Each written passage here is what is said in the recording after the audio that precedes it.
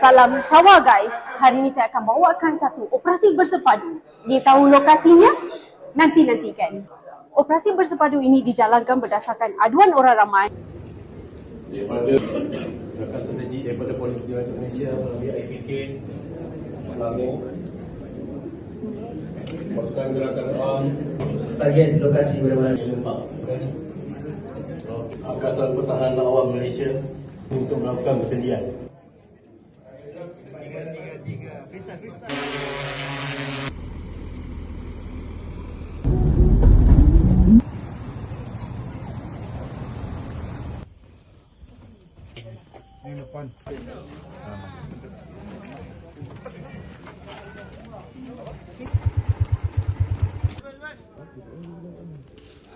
Ini bukan permit, Pak.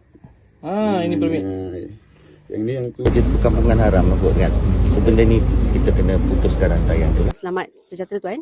Okey Tuan, dengan operasi yang telah dilaksanakan pada hari ini, apa saranan Tuan kepada warga asing di luar sana yang melakukan kesalahan imigresen yang ingin pulang ke negara asal tanpa tindakan pendakwaan? Boleh Tuan berkongsi sedikit?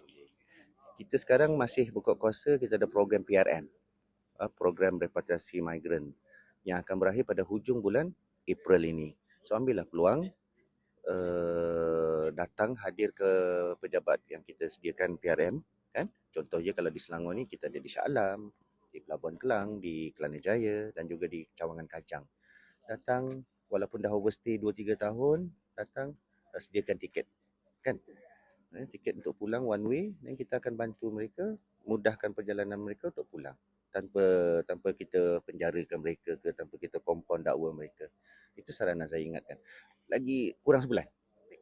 Take the advantage. Okay? Take the opportunity to go home. In a proper manner lah, in a sense. Kalau kita perhati hari ni pun, operasi hari ni kita dapati ramai sangat warga asing yang memang dah overstay more than 5 years. Sama ada mereka tahu atau mereka sengaja tak mau pulang, mereka nak teruskan juga bekerja di Malaysia. Walaupun pasport mereka tu dah mostly lah, more than 3, 4, 5 years dah overstay dah pun. So they're not bothered to like fly. Sedangkan kawan-kawan mereka dah ada yang pulang PRM. So just a reminder to them lah. Okay, thank you. Thank you very much Tuan. Thank you. Pak, dengar tak cakap Pak? Nanti kalau bagi. Salah.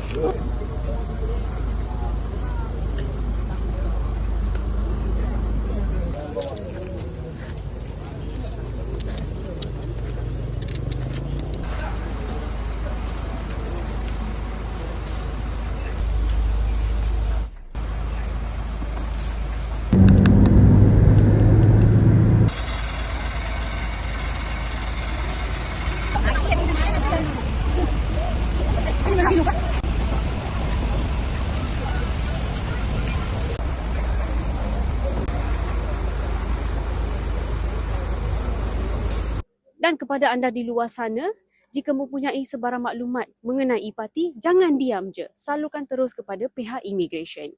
Kita jaga negara kita sama-sama.